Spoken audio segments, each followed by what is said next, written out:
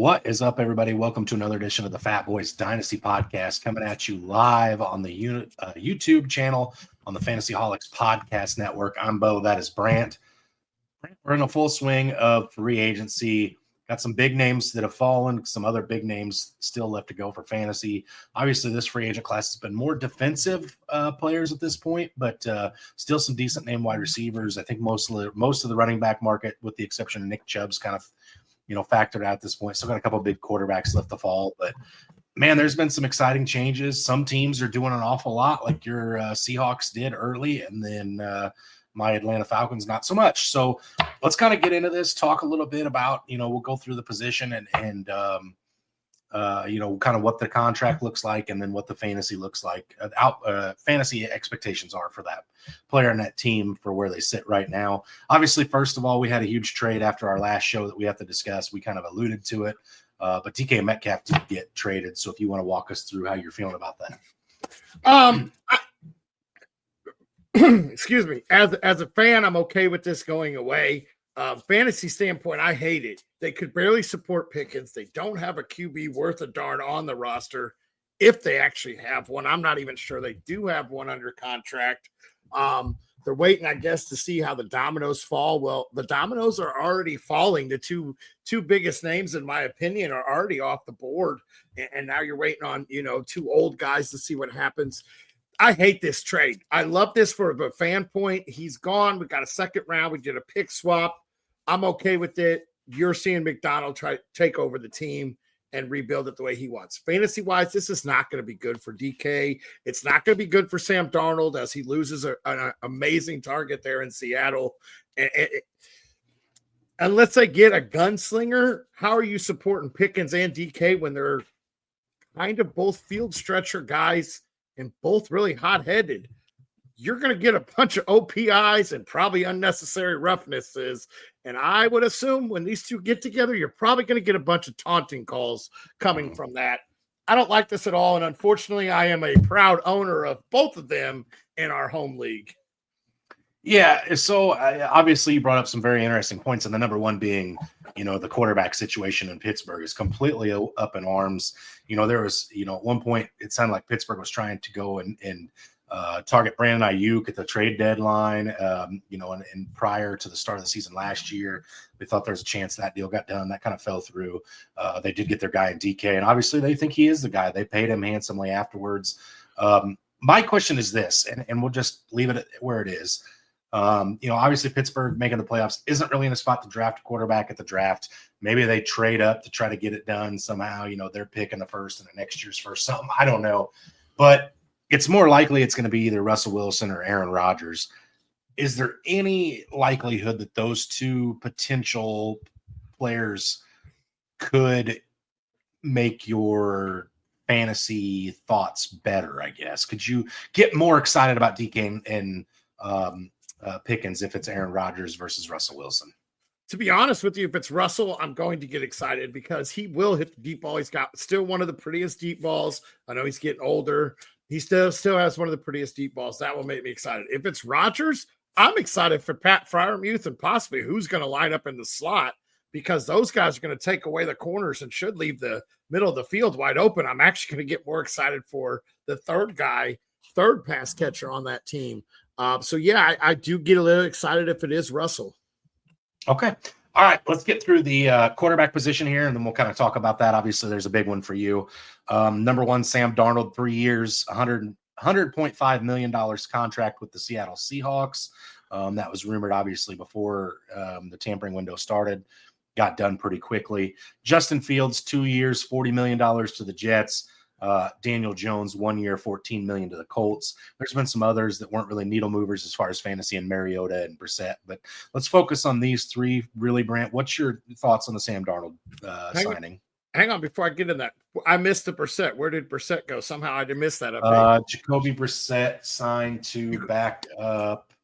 I think he's in your division, actually. You look that up. I'll talk about Darnold. So Darnold, I absolutely love from a fan point. He did great at the play action. McDonald's going to want to run and pound the ball. I absolutely hate it fantasy-wise. he lost all of his weapons. You're going to see Zach Charbonnet take some catches. You're going to see Kenneth Walker. JSN should explode. I'm going to say it because I'm going to say it until we replace him. Jake Bobo right now is the number one guy. He filled in for DK as he left last year or got hurt last year. I'm sure he will get replaced, but I'm going to continue to use Bobo as long as I can. Fantasy-wise for Darnold, I don't really like it right now. Let's see what happens. We need to do something with the offensive line and get him some protection because obviously he's not a scrambling quarterback, so he's not going to be able to be moving all around. He's going to move just as well as Geno did. Just hopefully he can get rid of the ball a little bit quicker than Geno did. Yeah, and so just so people at home listening don't get confused, Brant's not saying Jake Bobo is the number one wideout in Seattle. He's playing the X role. X role. I apologize. JSN is definitely the leader in that wide receiver room at this point. Also, you said JSN explosion. I think we kind of saw that last year. I think the only thing maybe he goes up with is touchdowns. I do think maybe Darnold's again, this is we've got to see him continue on that path he was on with Kevin O'Connell last year. Kevin O'Connell's kind of earned the rep of the quarterback whisperer in Minnesota with what he did with Dobbs and now Darnold. Even Kirk Cousins was looking really good there with him. So as long as Kirk Cousins stays on that path, I like JSN's touchdowns to go up. I think he's going to be a little bit more careful with the ball in the red zone than Geno was. Geno was a little reckless at times. So I'm excited about the red zone offense. We added a field stretcher in MVS. We'll talk about that. We'll talk about that. Okay. When we get to that, I'll talk about the receiving core, how I do really feel about that. And then Justin Fields. So there's still rumors afloat about Garrett Wilson possibly being on the move. I don't see that happening with Adams moving. I'm going to probably put those rumors to bed for myself. I will say they are out there. I don't believe it at all. I love this for Fields. I have been a Fields guy. I love his scrambling ability. I love what he brings. The Bears didn't give him any protection. He did pretty good with Pittsburgh prior to Russ coming back in. I think he got benched prematurely there. I absolutely love this. I think it's going to be a good fit. I think you're going to see a resurgence of Justin Fields. You're going to get a full year. Love the fantasy upside with him. Running the play action or the RPO with Breece Hall and Braylon Allen. I love this fit for him. I really do. You got two great backs there. I think this is going to be a good fit for Justin Fields. Yeah, I like the Justin Fields fit too. I will say I want to see the Jets add some offensive line protection in the draft. But Fields did kind of get that, hey, you're our starter money. Go out and earn it until it ain't you. I know there was all that smoke coming out of the New York Jets locker room that they were okay with Tyrod Taylor being the guy. That was BS from the rip. We knew that wasn't going to happen. But I am excited for Justin Fields to get another opportunity, reuniting with his his college teammate there and Garrett Wilson. I don't know if you saw it, but Chris Olave flamed and said straight fire or something on Twitter. And now there's speculation that Chris Olave is jealous. He's going to force his way out of New Orleans over there. But nonetheless, it's exciting, and it'll be a new look for the New York Jets that have kind of been that stuck in mud quarterback for a little while with Zach Wilson and Aaron Rodgers. So it'll be interesting to get a guy that's pretty mobile back there. Now, just don't get caught up in the preseason hype of the Jets like we have probably the past 2 years, where Garrett Wilson was supposed to blow up 2 years ago, and then he did okay. He had a very good rookie year, and then last year, Aaron Rodgers is fully healthy. We're going to have this great season, and then So let's stay out of that float. Enjoy it, but temper expectations. Don't go crazy with it as you're going into your drafts and looking at your research. Mm-hmm. All right, real quick on Daniel Jones. I think this is a move absolutely that brings more competition to Anthony Richardson, who hasn't done near enough to prove it at this point. Daniel Jones gets potentially a chance to start fresh in his career and walk in and compete. With a quarterback who's yet to prove it, but I'm not trading for Daniel Jones. I don't expect a whole lot of fantasy relevancy here, but there's a chance he might start a few games. That's a guy that, honestly, if I'm starting a startup or anything like that, maybe I'm snagging him at the end of my draft as my second quarterback or my third quarterback. I'm a little interested in it. I do think that he has a good shot of beating out Anthony Richardson. You have a great setup there. You got a good offensive line. You got a great running back. You got a decent receiving core there. I don't want to say it's going to stretch the needle or turn it up for any QB. But this is a good chance for Daniel Jones. And I do think that there's a good shot that he could win this out. Barring injury, could be the QB to start the season for the Colts. And so I think I would take a late flyer. I'm not going to go throw any picks out at him and go try to trade for him or anything, but I think I would take a late flyer on him. I'm absolutely rostering. If I get Anthony Richardson in a startup, I don't know if I want him on my clogging up my roster. If not, but I understand the sentiment. All right, moving on to the running back position. Right before the tampering window opened, Aaron Jones signed a 2-year, $20 million extension with the Vikings. Najee Harris, $1.525 million with the Chargers. Javonte Williams, $1.3 million, or excuse me, 1 year, $3 million for the Chargers. Or Cowboys, excuse me, tripping over my C's here. Elijah Mitchell, 1 year, $3.5 million for the Chiefs. Samaje Perine back to the Bengals on a 2-year, $3.6 million contract. Ty Johnson to the Buffalo Bills on a 2-year, $5 million contract. And Rico Dowdle happening later today, 1 year, $3 million to the Carolina Panthers, Brant. Yeah, I absolutely love the first two there, or not the first two. We alluded on Jones on what we thought about that and how we both think that he's going to stay in Minnesota and do it would still be fantasy relevant. I absolutely love the opportunity for Najee. You're going into a run-heavy offense there with the Chargers, with Harbaugh. You're going to get pounded. Everything else is gone. I think Vidal is left, and that's it. They cut Gus Edwards. I love this fit for Najee to try to resubmit himself in the top 10 running backs of fantasy. He's gone over 1,000 yards, all-purpose yards every year in his career, I believe. I could be wrong, but I believe he's been over 1,000 yards. He's shown that he can carry the ball. I love this. Williams, as long as they don't add a pick, there's nobody else in that backfield that's going to compete with him. He was a stud coming out of college. He's got to prove it.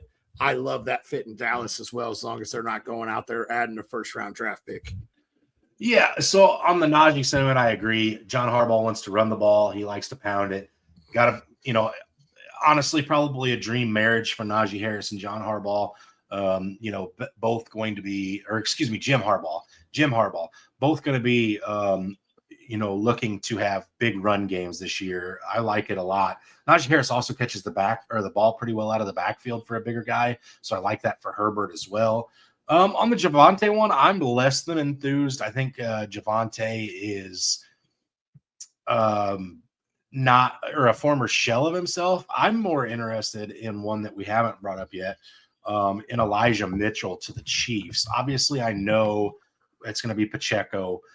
But even down the stretch last year, they were mixing in a healthy amount of Kareem Hunt, all the way even up into the Super Bowl. So I'd be excited to see if Elijah Mitchell could potentially carve out like a 35-40% stake in that Chiefs backfield, get himself into some fantasy relevancy. I mean, it wasn't that long ago, Brant, people were trading first-round draft picks in dynasty leagues for Elijah Mitchell. So definitely be interesting to see. No, all jokes aside, I really do think Elijah Mitchell has a chance to carve out a role for himself here. I would have rather seen Elijah Mitchell go someplace like a Dallas or, even a Pittsburgh that doesn't have a running back yet. Obviously, these guys can only go where their contracts are offered, but someplace where he could have competed with somebody lesser of Pacheco, I think I'd be more excited, but I like Elijah Mitchell. I do too. I love that fit there in Kansas City. Unfortunately, I think I gave up Mitchell halfway through the year, so I don't even get that opportunity to enjoy it after I did give up the first round pick for him. But all in all, to be fair, that was 2 weeks before the CMC trade. So yes. Speaking of the CMC trade where he left the Carolina Panthers, what is your thoughts on Rico Dowdle signing a very similar contract to Javonte Williams to play with the Panthers? That's Chuba Hubbard all day still there. They're just bringing something else in. They're signing a 1-year deal because Brooks is going to be out all year. So I think it's just a backup deal there. I think it's still Chuba Hubbard's backfield.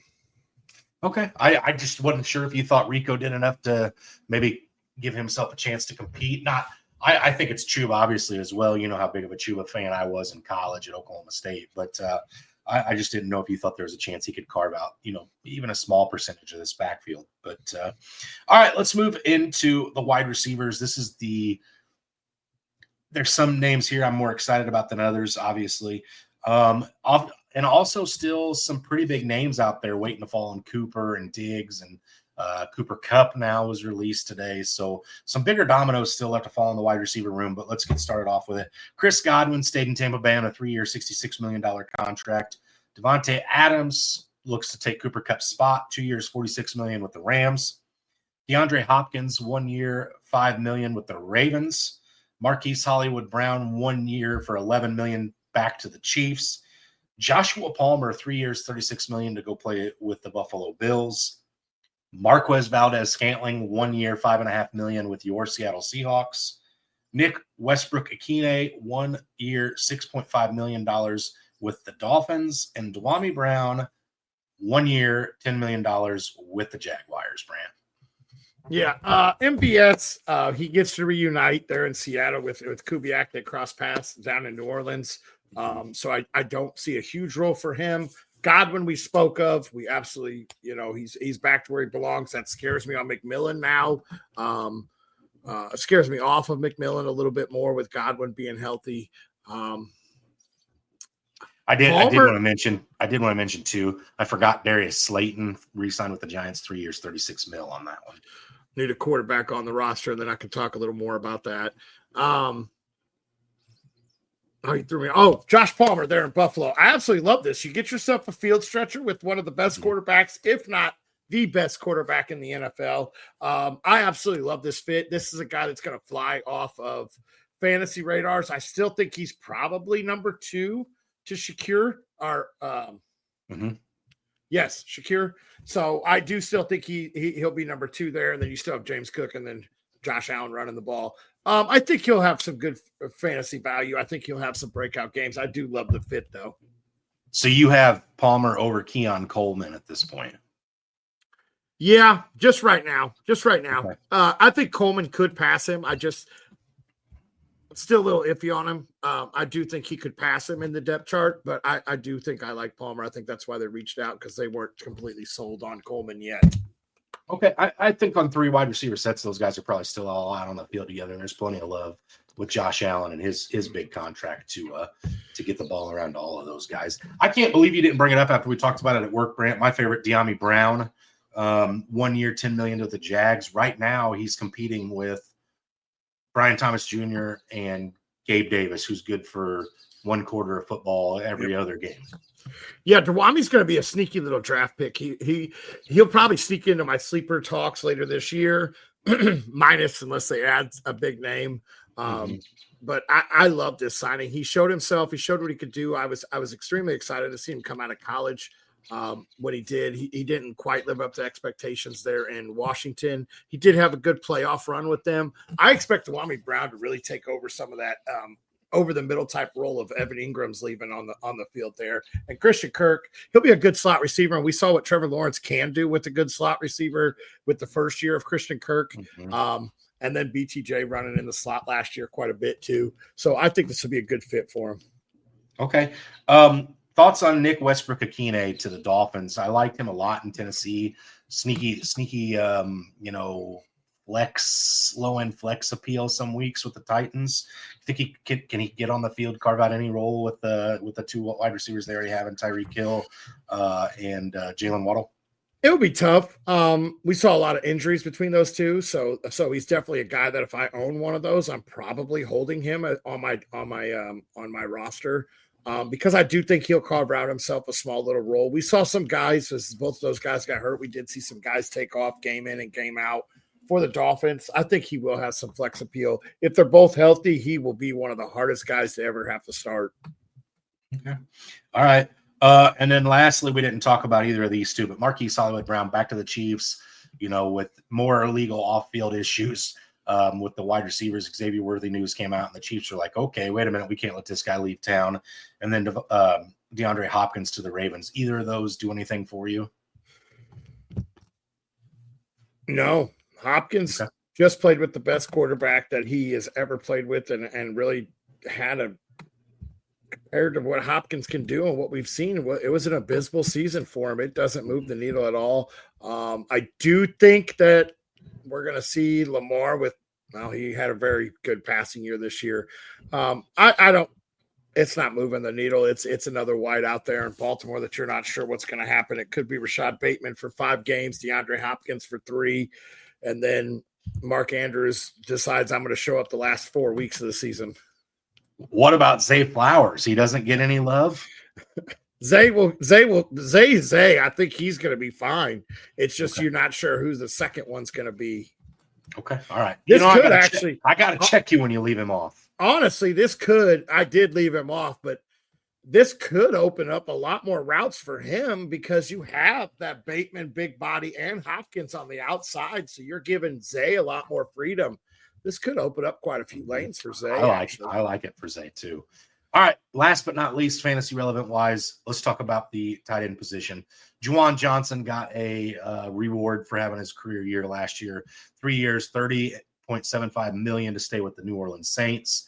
Mike Gesicki, 3 years, $25.5 million to stay with the Bengals.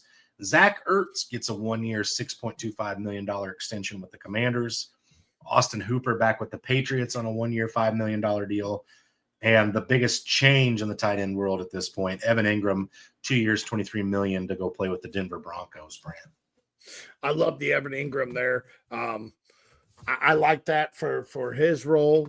Judy was out the door. They were searching for a true number 1 there. Sutton had his games there. I love Evan Ingram there. Big body guy. Hooper's going to do about the same he did last year. Gesicki's a real good question mark because has he signed? He hasn't signed the franchise tag, has he? They just tagged him, right? Has Higgins signed? I don't believe Higgins is signed yet. Yeah. So you could still see Higgins out the door. There's still those question marks there. Gesicki's a good fit. And then I know I'm missing one more I wanted to talk about. Who was the first one you said? Juwan Johnson. That's going to be an interesting one because a lot of his came when everybody got hurt last year. Because if you remember, I mean, they were running MVS as their number 1 guy and couldn't move the ball to save their lives. And it was only him able to catch the ball consistently. So Chris Olave comes back. It could open up some more for him. So that's an interesting one there too. Okay. Yeah. Evan Ingram's my favorite one out of this. I think, he's already a top 10 tight end in my opinion when he was in Jacksonville, just based on, volume and things of that nature. And I kind of look for him to keep that up because really, if you look at the Denver Broncos and what makes them successful, it was Bo Nix spread the ball around an awful lot. There wasn't a true alpha. Not saying that necessarily happens with Evan Ingram, but I could see him becoming a go-to guy for Bo Nix as he goes into his second year. I definitely like the Evan Ingram move for fantasy relevancy. So, okay, Brant, everything on the table, all cards are out there. Who is, and I know this is silly to say, who is your off-season fantasy winner to this point? You kind of know who mine is because I talked about it a little bit to you in person, and I'm going to bring it up here in a minute. And I don't necessarily mind if you jump on the bandwagon with me with that one, but just curious who you've got as your guy. I think I'm going to go with Najee. I think Najee's the biggest winner with this free agency. I like his spot. I like what he's bringing. There's not a whole lot there to compete with. I think Najee right now is the biggest winner. Okay. I'm going to go out a little bit here and say whoever the heck is taking handoffs in Chicago from Caleb Williams is a big winner because that offensive line got beefed up this offseason, trading for Joe Thuney, Drew Dahlman, just really retooled that offensive line. They were one of the worst in football last year. They've beefed it up. Ben Johnson's come through and made trenches a priority, and boy, has he done it quickly and hard. And I also think Caleb Williams is a winner from fantasy perspectives this offseason. I'd like to see them re-add Keenan Allen, who was kind of somebody he looked for a decent amount last year. I know Rome probably takes a step forward, and Keenan's taking a step back anyway with his age, but one more year of that pairing I think would help with the development of Caleb Williams. But I think from a fantasy point, we may see a sophomore surge from Caleb Williams rather than a sophomore slump this year. So I think those Chicago Bears skill position players are big winners based on what Ben Johnson has made a priority for the Chicago Bears and trenches. And I will also add, Brant, one of our good buddies at work, he has told me the Chicago Bears, you can crown them. They are off-season champions. which never gets old hearing that from Chicago Bears fans in Illinois as they go on to finish third in their division again. NFC North is going to be excuse my language, a damn good division for many, many years to come. A lot of youth at the quarterback positions. We'll see if J.J. McCarthy can put it together and keep the Vikings in it. It could be one of the best divisions in football for several seasons, Brand. Yeah, absolutely. They're going to beat the crap out of each other all year and then be so hurt in the playoffs. They're going to end up folding in the playoffs. I mean, Detroit, had probably the best team on paper on both sides of the ball and the coaching staff, but they got so beat up. That is going to be one tough division. You're going to have to be out there banging on each other all season in order to get through that division. By the way, I didn't get a chance to re-say it. Jacoby Brissett did go to your division. He went to the Arizona Cardinals to back up Kyler Murray. Gotcha. Okay. Yep. So obviously still some big names out there to follow or to fall. Stay up with FantasyHolics on Facebook, on Twitter. They're out there. Not only are they breaking some of this news just as fast as some of the other big dogs, they're putting fantasy relevancy with it right off the rip. So if you have one of these players that's still yet to fall and you want to be able to trade them and stuff, or you're thinking about should you try to trade for them, you get instant analysis from the FantasyHolics page. Go on there, give those guys a follow. And obviously Brant and I will touch base on any other big moves that happen, by this time next week when we go live again. And I think, Brant, it's probably time to start talking a little bit about some incoming rookies. I'd like to do a running back position breakdown. This class is such a deep running back class. I think we need to get ahead of it. So that's coming in the next few weeks. I know we still want to talk about coaching changes as well at some point. So a lot on the menu for the Fatboyz. Yeah, absolutely. I'm super excited. I'm starting to get in it. Today kind of brought me back down as it got really slow on the first official day of actual free agency where you can actually put pen to paper. But you got some big names still out there. It's going to be interesting waiting to see if Seattle spends some of that money. I know that they put it into their defense, so that's been exciting to me. The DeMarcus Lawrence signing made me a little excited. I was out and about and it just came across my phone. I had to jump just a little bit, about a piece of paper's worth. But it does make me excited. So I'm excited for this offseason. Football is right around the corner. The draft is coming up. We're going to be live on day one of the draft, like always. Hopefully get some special guests to jump in. If any of you guys want to put your analysis in on some of these picks, join us live on day one of the draft. We'll go live probably about 15, 20 minutes before the first pick hits the stands. It's always fun. It's always fun to go back and forth. It's long episodes. You definitely get 4 hours. You definitely get to watch the Fatboyz eat some food because we got to stay awake and that keeps us busy going. And but it's always a good night. But I think that wraps it up for the free agency frenzy for the Fatboyz. So as always, stay hungry, stay fat, my friends.